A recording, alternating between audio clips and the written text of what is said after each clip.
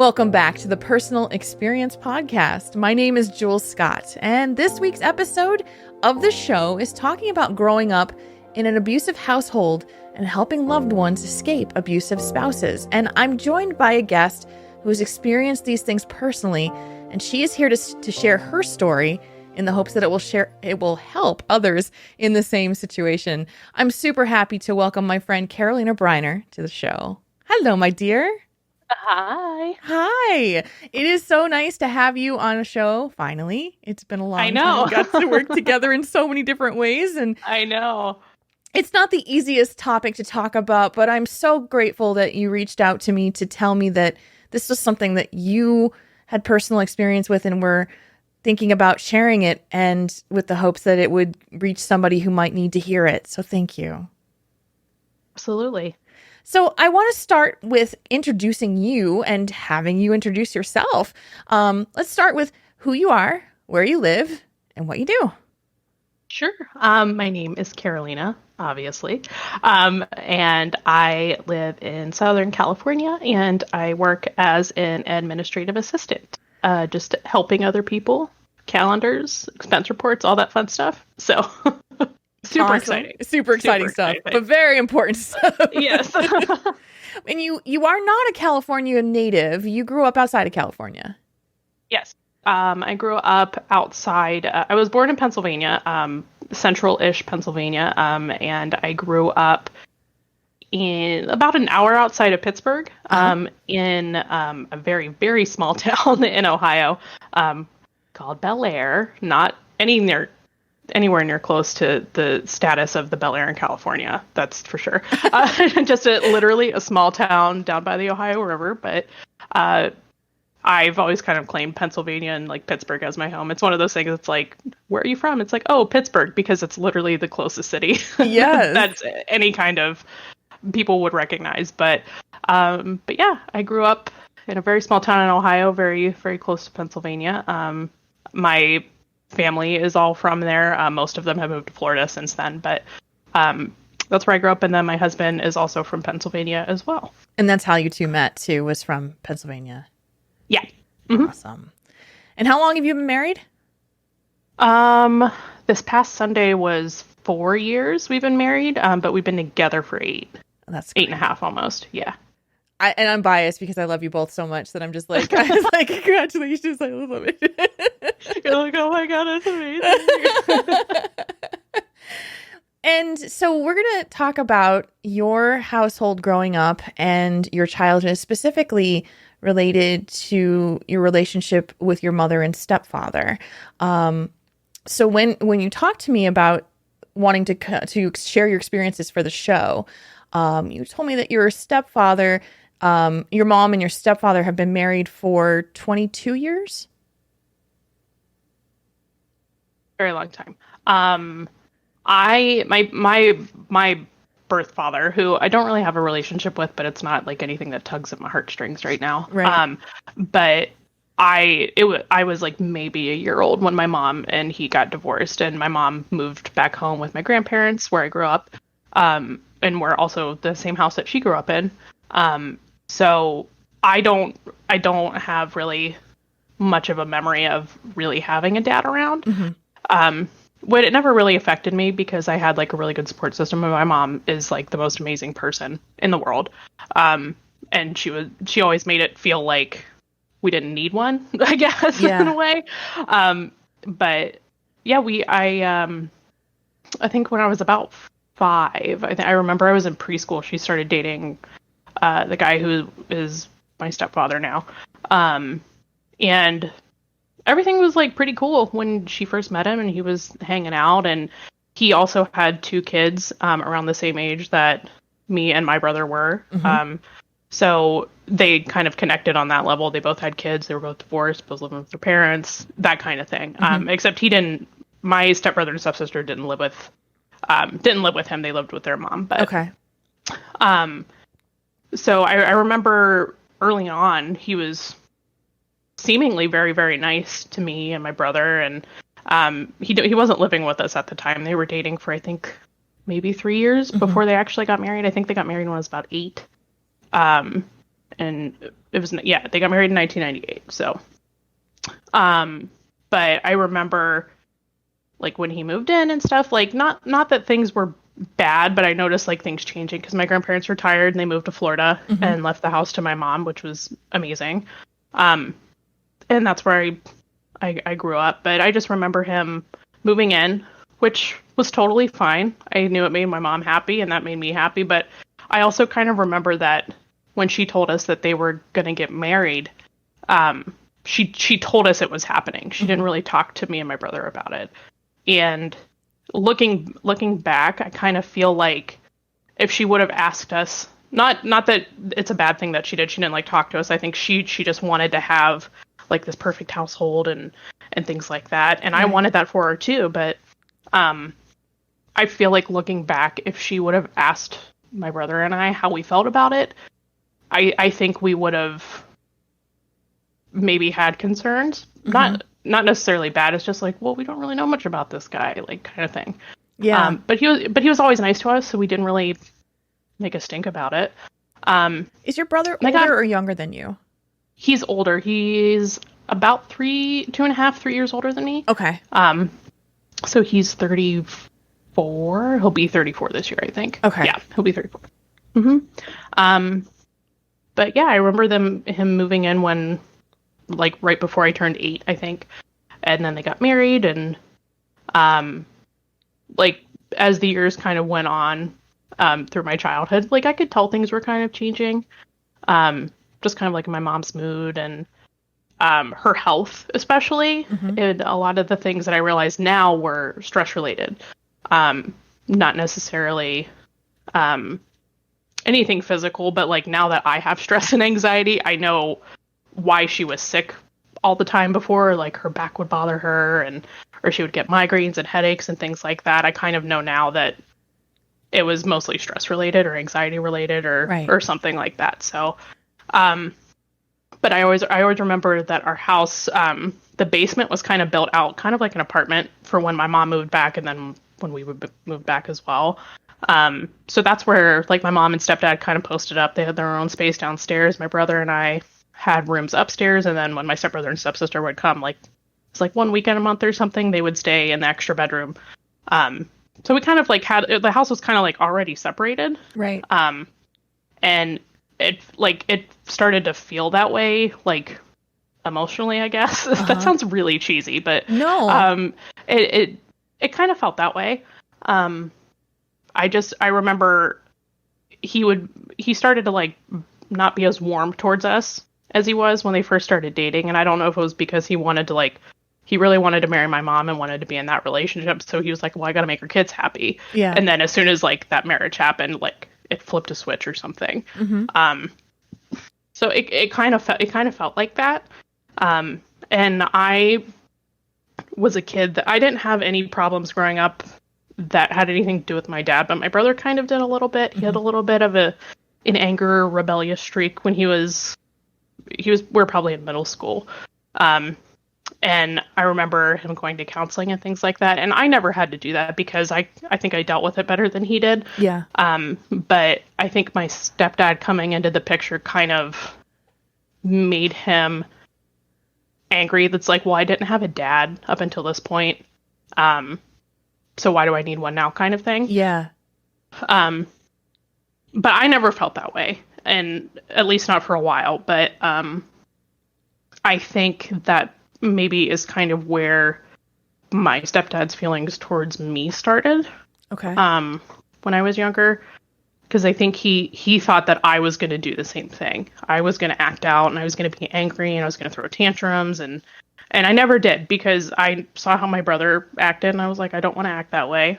But I never, like, if I ever felt a certain way, I just wouldn't talk about it.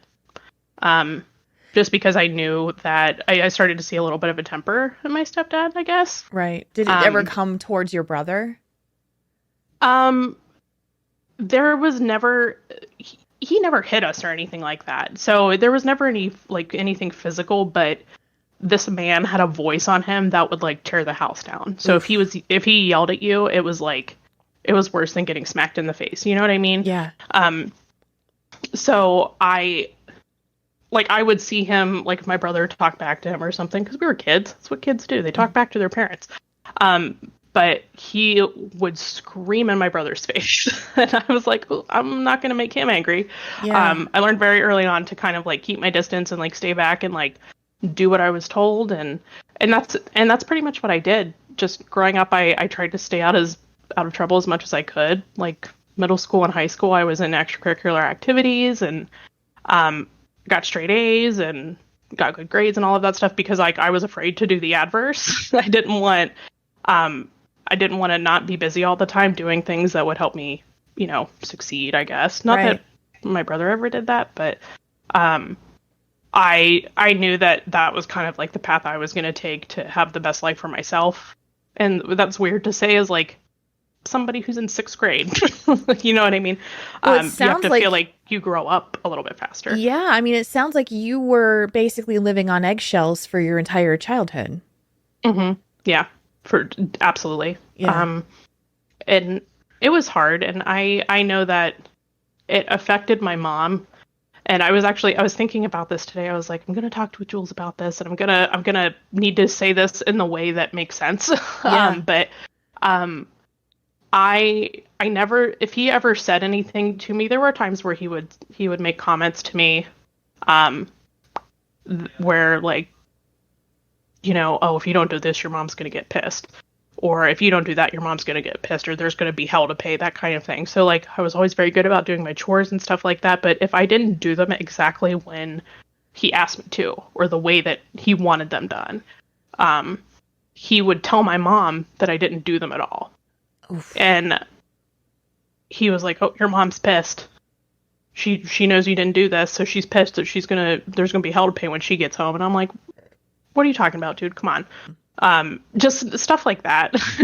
Like I have lots of homework to do, and I had rehearsals until 8 o'clock. Like I haven't even eaten dinner yet. I haven't been home. Like that kind of stuff. Yeah. So it's like, why am I getting the brunt of this? And I think it was because I was just an easy target. It felt like. Yeah. Now that looking back, I feel like that's how it was. But I knew that I would rather just take whatever he was saying to me and just not say anything about it, because I knew how his temper was, and me not saying anything and just dealing with it and like crying in my room for an hour, I would rather do that than have my mom have to deal with the backlash from him, or her kind of, talking to me about it and me telling her exactly what happened, then him lying about it, that kind of thing. I just didn't want her to have to deal with that. So I just sucked it up and dealt with it myself. So your mom And never knew that he was actually lying to her about the stuff you did and didn't do?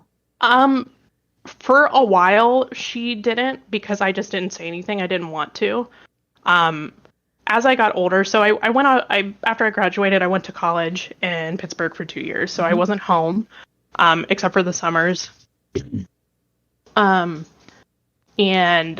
I was a little bit bolder because I had gone out on my own for a good reason. Like I had a good scholarship, and I was out of the house, and I felt like independent for the first time. Right. And I remember coming home and like realizing that kind of behavior isn't normal for everybody.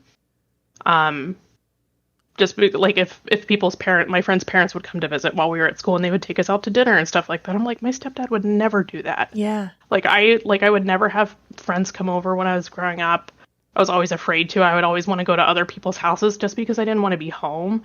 But I remember going back home, I'm like, this isn't how people are supposed to live. You know what I mean? Yep. This is what a family is supposed to feel like, and this isn't it. But I remember there was a situation, and it seems so stupid now that I look back at it, that he would lie about it, but he did. I ended up transferring back home, so I had to live back at home for the last couple years of my degree, because living in Pittsburgh was getting too expensive and I couldn't afford it. Hashtag student loan debt. But I came home and I went to like a local school that had a better price tag on it. And I was going to school full time, but I was also working full time, just because I had to pay to commute. I had to pay for school. I had to pay for books. I had to pay for gas and food and all of this stuff. And I had picked up an extra shift at work. So I had worked for probably 12 hours, and I came home, and he was like, your mom's not very happy with you. And my mom was working midnights at the time, so she wasn't home. I was like, why? What happened? He's like, well, she called me and she asked if you did the dishes, which I'm like, my mom, she's at work. Why would she take time out of her day to do something like that? That doesn't make any sense. Right. And he tried to make it sound like he was sticking up for me, like, oh, well, I told her, hey, she was at work today. She picked up an extra shift, blah, blah, blah, which I didn't tell him. I told my mom. So there's no way for him to have known that. Um, yeah, I think he just thought I wasn't home. But I remember I was like, that sounds really weird. I was like, I'll do them, but let me go change and stuff first. So when I went up to my room, I called my mom. I was like, hey, did you call Jim and ask him if I did the dishes? And she goes, no, why would I do that? And I was like, that's what I thought too. And she's like, no, he called me and he was pissed that you didn't do them before you went to work. And I was like, are you serious? Yeah. Like that kind of stuff. Just a lot of, it felt very manipulative. And I'm like, I'm not going to deal with this. So I went back downstairs. I was like, dude, why did you call her and tell her that? He's like, well, you're supposed to do them before you went to work. I was like, it's something minuscule to get over. Like, it's going to get done. Like, you don't have to do this kind of stuff. Just the smallest things turned into a big argument. Right. Or he would just like flat out lie to my mom about my behavior because for whatever reason, I really don't know the reason behind why he did a lot of stuff, but it was a lot of that growing up too. And I just never said anything, but I got to the point was like, I'm an adult now. Even though I'm still living at home, I was still helping like pay some of the bills just because that's what I felt like I needed to do to be contributing to the household, I guess. But it was a lot of that kind of stuff growing up. Like if I didn't do something the way he wanted or when he wanted, he would tell my mom that I backtalked him about it or, stuff like that. And I knew that wasn't true. And I kind of think that my mom knew that wasn't true.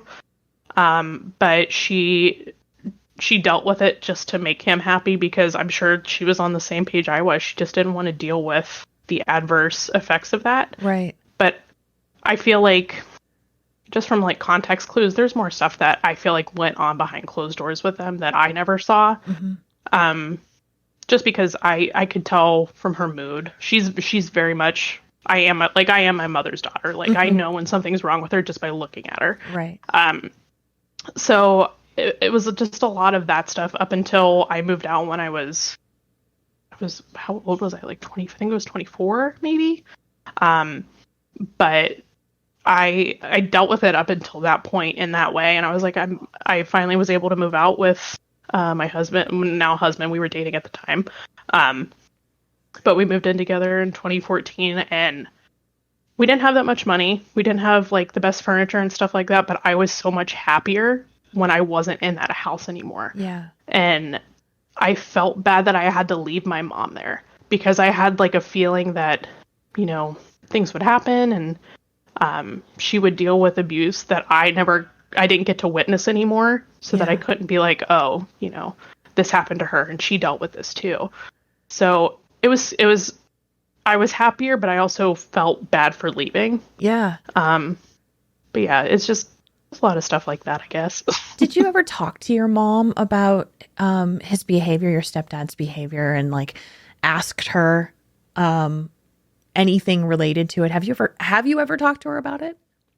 After I moved out, I talked to her a lot more about it. Because I remember when I was in high school, there was she dropped me off for a rehearsal for something, and I think I had been in an argument with my stepdad about something stupid again, probably like something like chores, but he was just like screaming at me and I was like just sobbing and I was like, I have to go to rehearsal. And my mom took me and I remember we were sitting in the car and she was like, what's wrong? What's going on? I was like, Mom, I hate him. And I've never said that about anybody before. And now I don't actually hate him. I don't think I'm actually capable of that. I think I was just speaking out of emotion, but I was like, the way he treats me isn't okay. And I was like, I think you know that. And I told her, I was like, I would rather just deal with it than have you have to deal with what would happen if I said something or if I spoke up.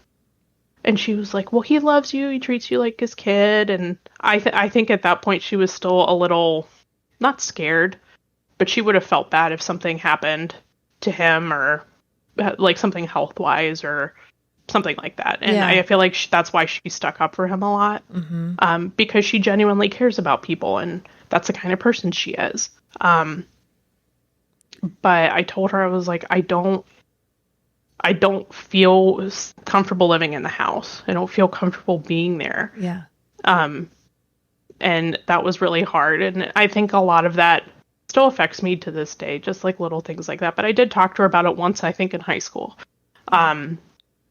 And after I moved out, she would be like, why don't you come over for dinner or something? I'm like, I don't really want to.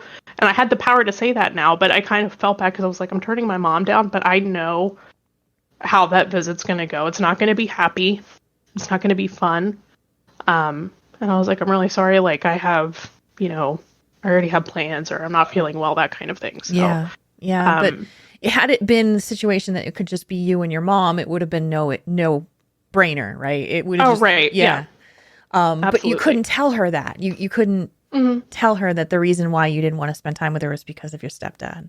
Right. And I think I was afraid to tell her that because knowing who she is, like, she would stick up for us if she knew something was really going on. And I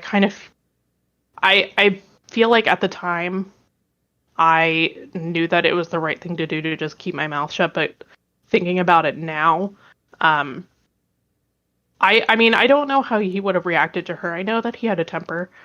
I don't think he would have hit her or anything like that. But again, who's to say? Like, I'm not saying that he would have, but I feel like he's capable of something like that, just knowing him.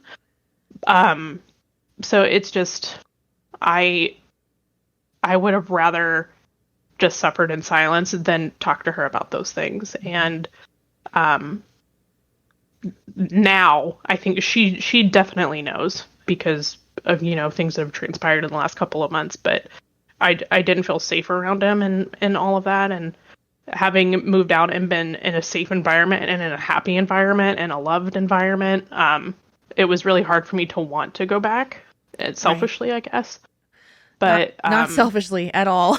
I mean, it felt selfish because I felt bad for leaving her there, I guess. If that makes sense. Absolutely. I mean, I'll say this, this is something that I have been through in previous relationships where it was just a super toxic family environment. And the guilt that you're talking about is absolutely real, where you feel like you're hurting somebody in your family to say that you can't spend time there because of someone else. And I had to make those decisions for myself as well, where it was literally like I was getting like anxiety attacks before I would have to go to this family member's house because of how toxic it was. And when I finally just said, I'm not going to do it anymore. And it was like this liberating feeling. But then of course that guilt, like I'm a terrible person for not doing this.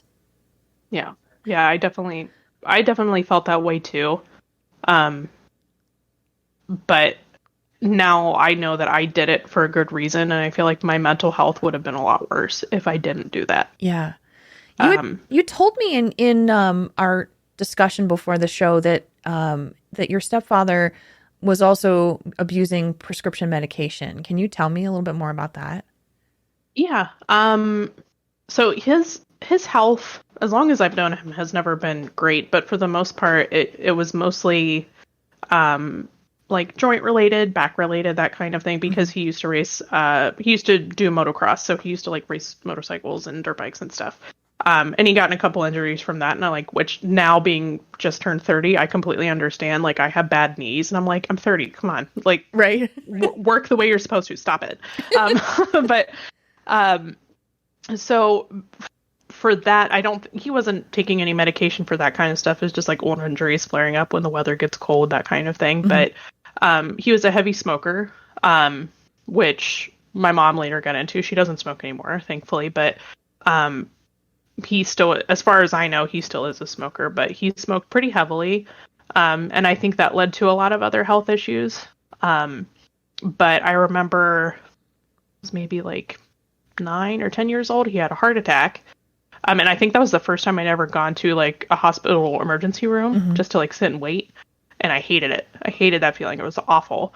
And I knew my mom hated it too. But I remember he had a heart attack and then kind of after that, he was a little not on his feet as much, which, seemed fine. But when I was in high school, I remember he had 2 or 3 heart attacks in one summer. Wow. And I think that's kind of where it was like early in my high school. It was maybe like a freshman or a sophomore. And he had to retire early because he couldn't work. Mm-hmm.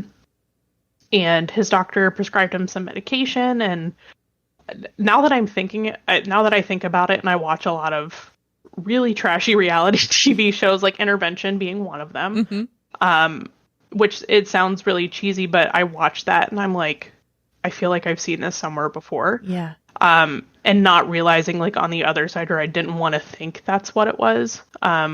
But just kind of context clues. And this is all completely like my opinion of what I think happened. Not saying that this is exactly what happened, but I'm pretty sure that he became addicted to something.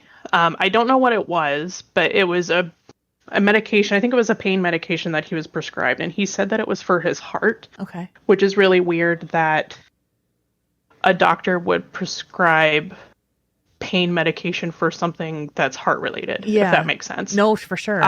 It is weird. And I didn't realize that at the time. I'm not a doctor, but I know now that the medication was Oxycontin. Yeah. And I was like, that's really weird. And I remember my mom's like, he's going to go to this hospital for a month. And when I was younger, I didn't know what that meant, but now I do. And I'm pretty sure it was like a detox / rehab facility. Right. And he came back and he seemed a little bit better, but I think that the effects of that affected him mentally a lot more than we thought. So I think he never fully recovered from that. Mm-hmm. And he definitely hasn't up until recent, like last couple of months.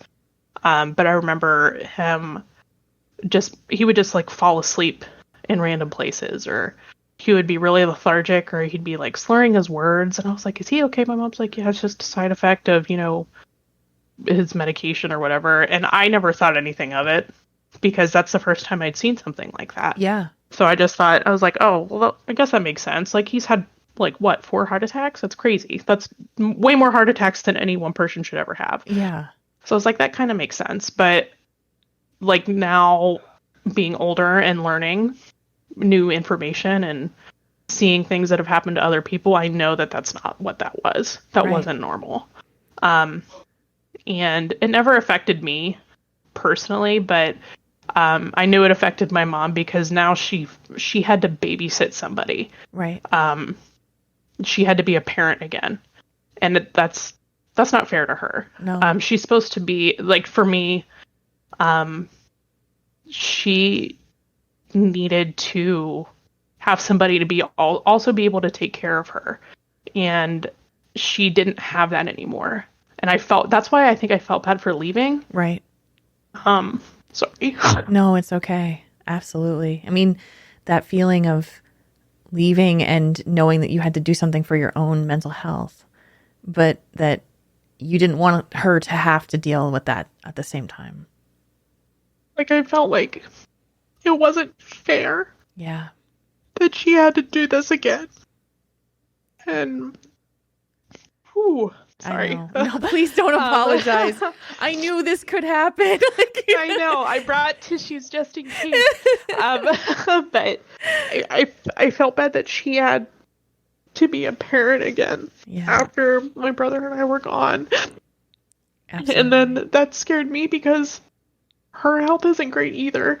From like a lot, like all the years of stress that she had from this relationship. And I was like, what if something happens to her? Yeah. She doesn't have someone to take care of her now. But okay, let me wipe my eyes. It's okay, take as much time as you need. I think that's why I felt bad, because I knew that, like, leaving, it was going to be good for me, but I felt like I was leaving her alone. Yeah. which is horrible. Which it was really hard. But I mean, in terms of him abusing medication, I think kind of like strike number one, I guess we could call that, is I remember she was in bed and I was in bed. It was like the middle of the night, like 2:00 in the morning. And I remember it wasn't uncommon for him to like be awake and, rummage around the kitchen and things like that. But because he wasn't working, he didn't really have much to do. He didn't really have any hobbies or anything like that. Yeah. But other than, like watching TV or whatever. But he was rummaging around in the kitchen, and I thought he was like sleepwalking or something like that. But I remember, like I went down my stairs and I peeked around the corner into the kitchen, and he just like, there was just like a look in his face that like he was not,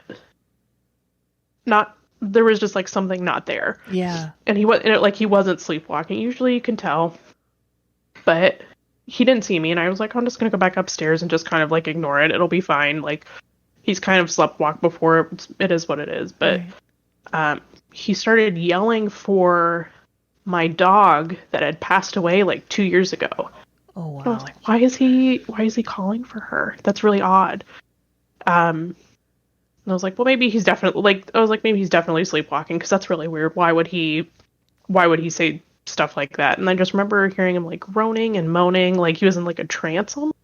Wow. And then I hear him walk out of the kitchen, and I just heard this like loud bang in the bathroom. And I don't know if he passed out or if he fell or tripped, but he fell and like hit his head on the floor in the bathroom. He wasn't bleeding or anything, but I just remember hearing him just moaning like, and I was like, that's not normal. So I ran downstairs. My mom was already down there. She had to call an ambulance to come and get him, because he wasn't looking at her. Like, he was very obviously conscious, but just wasn't responding like he should have been. Yeah. And I remember the emergency squad got there. We had to like move furniture out of the way because we had a smaller house than the one that I grew up in after we had moved out and all that stuff. But I remember them taking him out, and they were asking my mom some questions, and we were standing in the kitchen, and I looked on the counter, and there was like an empty wine bottle there, and he was allowed to have like a bottle, like a glass of wine a day for heart health, like a glass of red wine. Right. That's totally fine. But on the amount of medication that he was on for everything else, he shouldn't have had alcohol at all. Oh no. So I knew that's what it was. And I remember my mom kind of like covering up for him a little bit. The EMT asked, I see the wine bottle there. Do you think he was drinking anything with his medicine that he's not supposed to? And she's like, yeah, well, his doctor said he could have like a glass of wine at night. And like, I knew that wasn't true. Yeah. And my mom like walked out to ride the ambulance with them. And I stopped one of the EMTs, and I was like, that bottle of wine was full when I went to bed. Wow. So he drank like an entire bottle of wine on top of all of his medication. And I'm like, she shouldn't have to deal with this stuff. Like, this is getting ridiculous. So I think that was like strike number one for her. I remember her like kind of lying about it a little bit, though, I think just because she was afraid. Yeah. And to kind of preface like to where we are now, where we were living, we didn't really have any family, or like, I know she didn't have a huge group of friends outside of her relationship with my stepdad. But now they live in Florida. They're 3 or 4 houses down from my grandparents. My cousins, who I'm very close with, both live half an hour away. My aunt lives an hour away from her. So there's this huge support system that she has now that she didn't have before. So I think that's why she felt like she needed to protect him a little bit, because she was afraid of something happening to him and then feeling guilty that, like, say if she left or something and something bad happened to him, or he, went over the edge or something like that, Right. she would have felt bad. Right. Because that's just the awesome person that she is. She is worried about people all the time, and never worries about herself. So I think that was kind of strike one. And then strike two, I remember it happening after I had moved out, and it was kind of like a similar situation where he kind of had passed out because he, you know, took too many of his like sleeping pills or whatever it was. Mm-hmm. And I wasn't at home at the time, so I didn't have to deal with that. But I remember her calling me saying, "Oh, it happened again," and I'm like, "You shouldn't have to say that." No. You know what I mean? Like, no one should ever have to say, "Oh, it happened again." I'm like, Jesus Christ. Wow. But they've moved to Florida since then. And it was maybe 3 months ago. I think it was maybe in April. Is that 3 months ago? It's 2020, so I mean, it could have been like last week. I think it's 5 months ago now. Oh my God, I Jesus.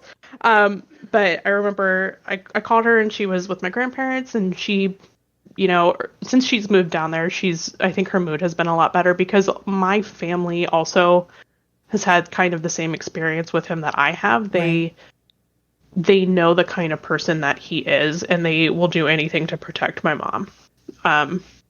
And not because that they've had personal interactions with him, just because they've seen the way that he treats her and the way that he's treated us. So they're very protective over us, which I'm very thankful for. But it was back in April, I believe. And she called me and she was like, "Well, I have something to tell you." I was like, "All right, what is it?" And she looked kind of sad, but it wasn't like sad. I thought she was going to tell me that like somebody died. I was like, oh God. I can't travel anywhere right now. Like, this is going to suck. And she was like, so he abused his medication again. And I was like, dude, like, I was like, this can't keep happening. Like, you have to do something about this. And she's like, well, I am. She was like, this is it. We're done. I'm asking him to leave. Wow. And I think next month or in October, he is leaving and moving back to the northern part of the East Coast. So moving back to Ohio. And she has never said that to me before. Wow. She was like, I'm done. And I remember I started crying, but not because I was upset, but because I felt like a huge weight had been lifted off of her shoulders. Yeah. But it happened again, and I couldn't imagine her going through something like that again and again and again and again. And I think that's why I got so emotional talking to her. I was like, this is finally going to be over for you. Yeah. And I think she was sad because 22 years is a very long time to be with somebody. It is. But, and after her, like with my dad, my personal dad, her having that not worked out the first time, I think she was just kind of bummed, like, oh, this happened again. But after talking to her about it, I was like, Mom, you finally are going to be able to live your life and not have to babysit an adult anymore, which she's had to do for so long. So it's been a long time coming, and I'm so happy that she finally gets to, you know, live her life, even though she'll be 60 this year. I'm like, I mean, there's no time like the present, I guess. Absolutely. It's, oh, sorry, go ahead. No, I can tell you just from my own personal experience of going through this in a different way. I've also been married and divorced twice, and one of them was abusive. And the feeling of being on your own and free from that relationship, like you're probably going to experience with her, where she is just going to be in kind of this childlike awe for a while. Yeah. Of just I can't believe this is real. I can't believe I don't have to worry about X, Y, or Z anymore. It's surreal, but man, the opportunity, it doesn't matter if she was 20 or 60, she has a life that she can live now. And I'm so excited for her. And she was like, I'm gonna come visit, and just talking to me, and I'm trying to call her at least like 2 or 3 times a week. It's kind of hard because we're 3 hours time difference. Yeah. So most of the time, she's gonna be 60. She's an old lady. She goes to bed early, that kind of thing. So when I'm done with work, she's in bed some nights. But sometimes I'll get a hold of her. But I try to talk to her every weekend at least, because now there are things that she knows how to do and knows how to figure out. But I just want to help her as much as I can, like getting a new bank account or just making sure that this whole process is safe for her. Yes. Up to him leaving. And I keep asking her, like I'll text her or I'll message her and say, how are you doing? How are things going? Just making sure that she's staying on top of it, because I don't want her to kind of start to feel guilty again and just cancel everything. I don't want that to happen. Yeah. But I don't think it will, because of the support system of family that she has around her now that she didn't have before. Yeah. And I remember my cousin, who is like my sister. I talked to her about the whole thing, and my mom, the car that they have that they share was in his name. So she's assuming that he's going to take that whenever he leaves, which is fine. He has every right to. But that leaves her without a car. But my grandparents were like, you can use ours whenever you need it to get to work. My cousin had an extra car. She works with dogs a lot, so she's not really in a normal everyday people car. She has like a special van that she transports her dogs and stuff with. But when she told me what happened, like the next day I took the car to the garage and got the tires replaced and the brakes done so that she can have it whenever she wants or needs it. Which she never had that before. She never had people that, I mean, financially, in a way, I couldn't help her when we were living back at home since we moved out here. But now the support system that she has is amazing. And I think that's what a lot of people, sometimes people in situations like this don't know how to help. Right.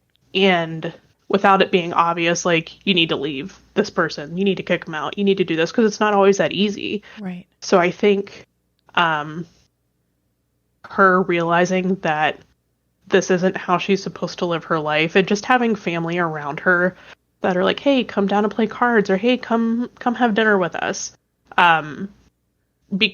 made her realize that she can go do those things and not have to babysit somebody. Yes. And how happy she was being able to do those things without having to worry about somebody else.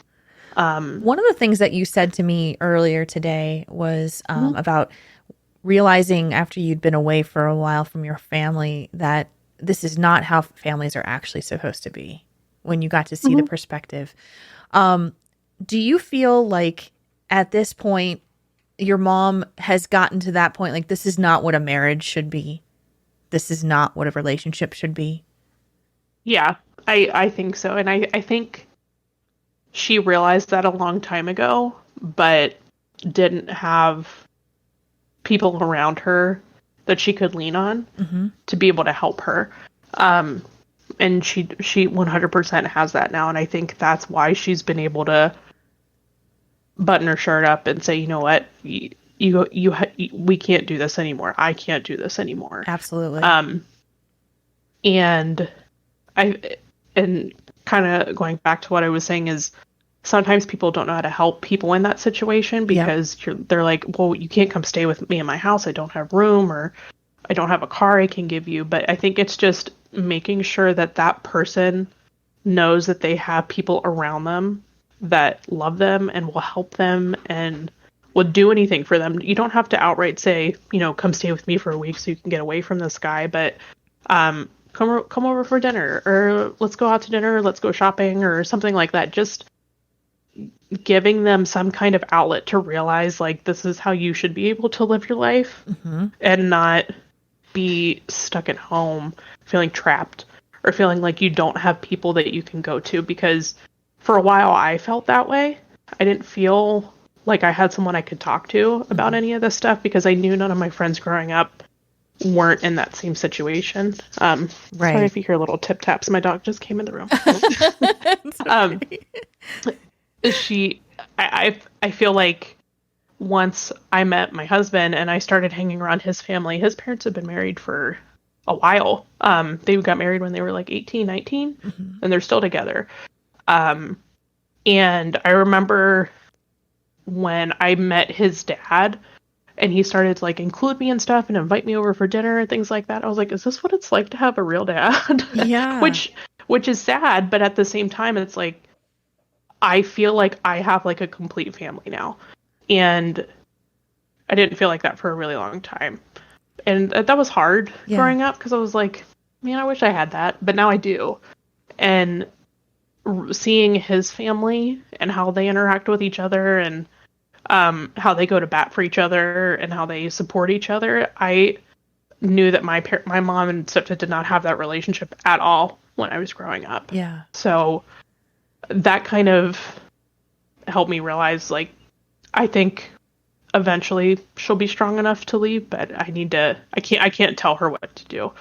But I think realizing that for me, this is how a family is supposed to be. That's what made it, a lot of things come to realization for me. Yeah. It's like, oh, I shouldn't have had to deal with this growing up. I shouldn't have been treated this way growing up. And I was.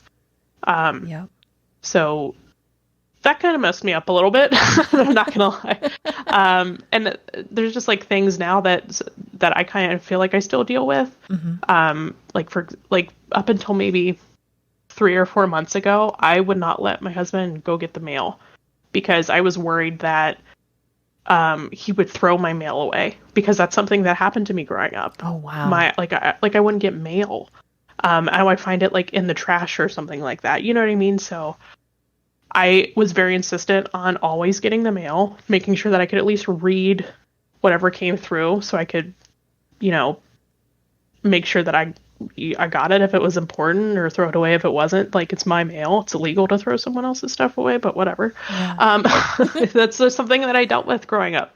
And he never knew why, and I never really told him. And I was like, it's because this happened to me, and I'm not saying that you would do this, but it's just, I've been, like, my mind has been trained that way. Yes. And it's just very small things like that up until recently, I'm kind of starting to let them go.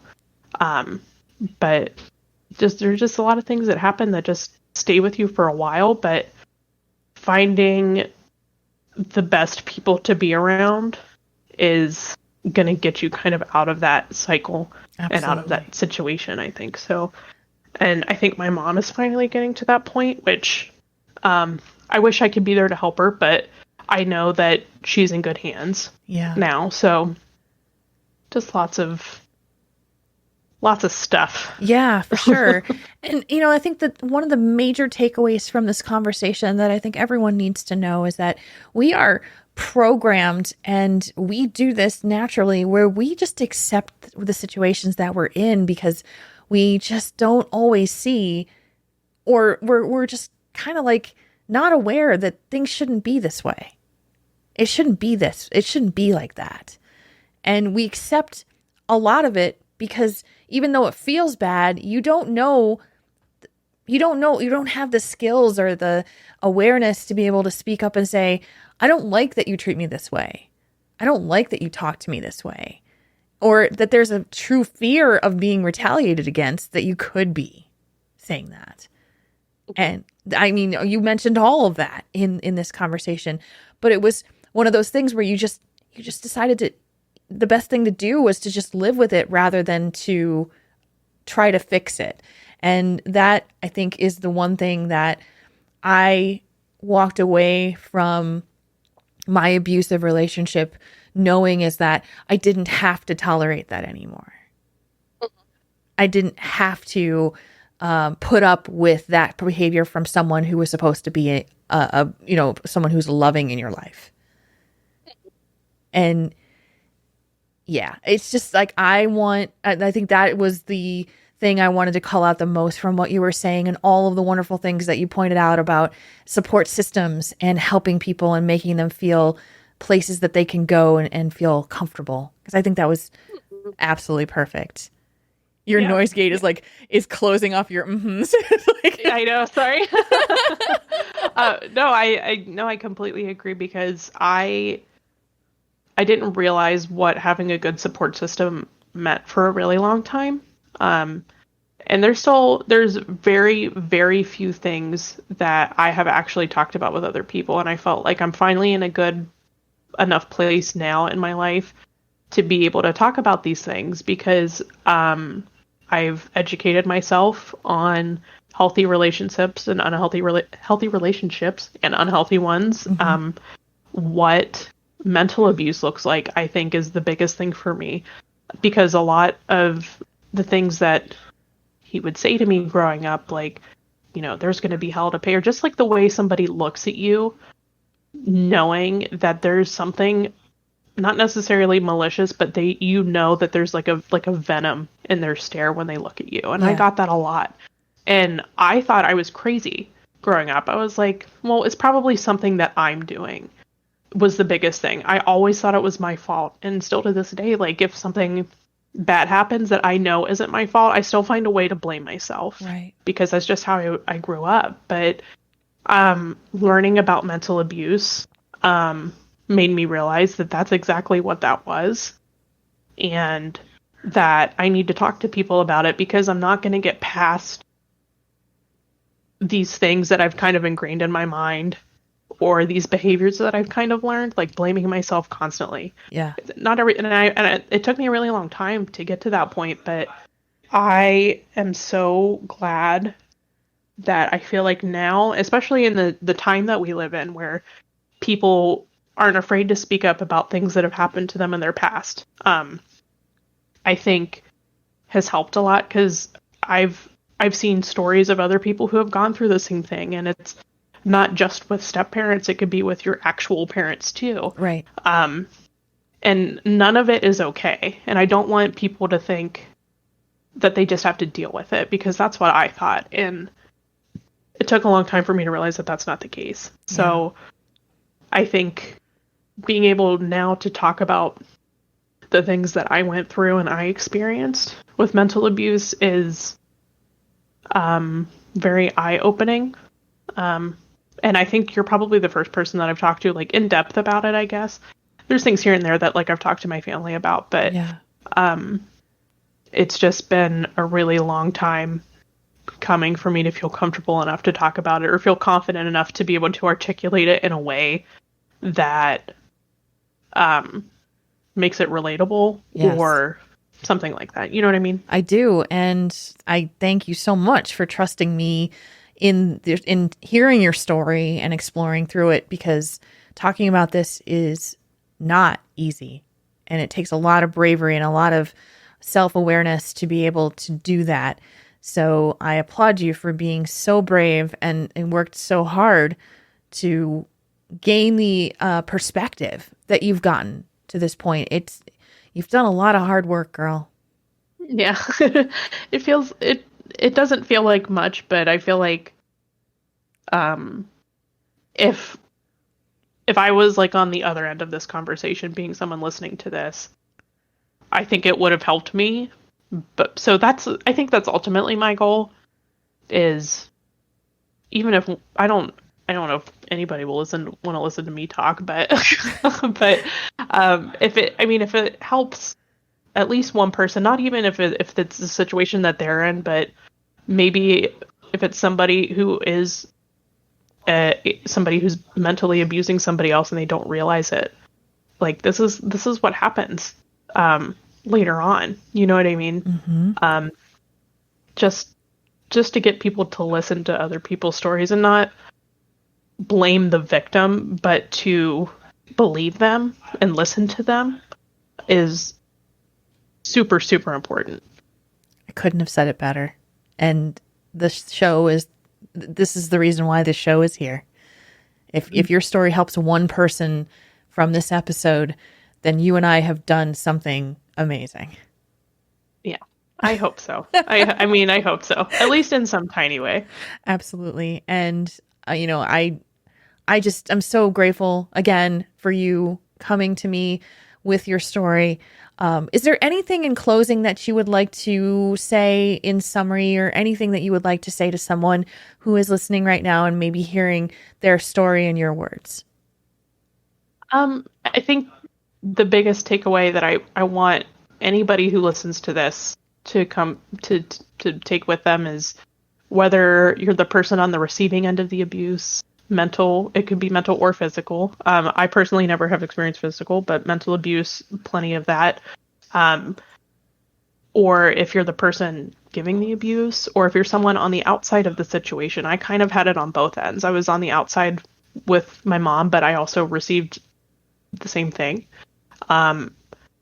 It's to just know that no matter what, there's always going to be somebody that's going through the same thing. Mm-hmm.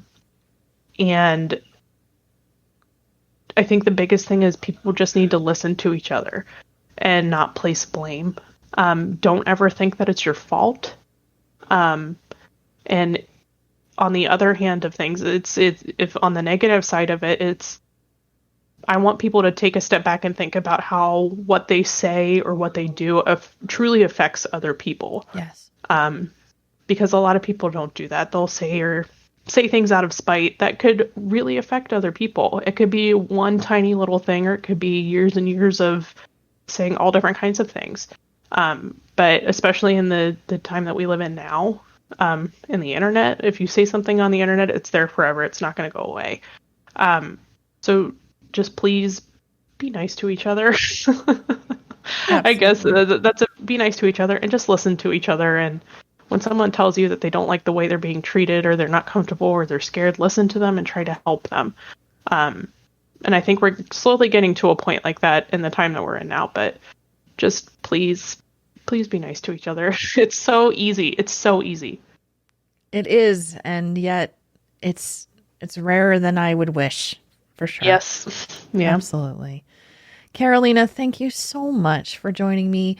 I want to ask you if there's any way that people can find you on the internet, or to get in touch with you if they wanted to reach out about your story. Sure. You can find me on Twitter. My handle is Karolina Pop. Don't ask me where that came from, because I honestly don't remember. It's KarolinaAPOP. Someone stole the one that had just one A in there, but I made it work. So feel free to reach out to me there if you'd like. I'm also on Instagram under the same handle. And if you want something that'll brighten your day, you could follow my dogs on Instagram as well, at Molly and Pepper. if you just need something to make you smile. But I run that account too. I'm a dog mom. I'm sorry. But those are the not sorry. Yeah, for sure. And then people can feel free to send me a DM there and chat. I'm open to talk to anybody. I'm so grateful for you coming to the show tonight and sharing your story. Thank you again, my friend. Yeah, thank you for having me. And that will do it for another episode of the Personal Experience Podcast. If you would like to nominate or suggest a guest, or suggest a topic that you'd like me to cover for this show, you can reach me and the show in a number of ways. You can reach me by email at personalexperiencepodcast@gmail.com. You can tweet me at JulesRPG, or you can tweet the show at its brand new home at PersonalEXP Show. This show is available on iTunes, Google Play, Spotify, Pocket Casts, Direct Feed, and YouTube. Thank you for listening to the Personal Experience Podcast. Seek understanding. Feel empathy. Connect to one another. I'll see you next time.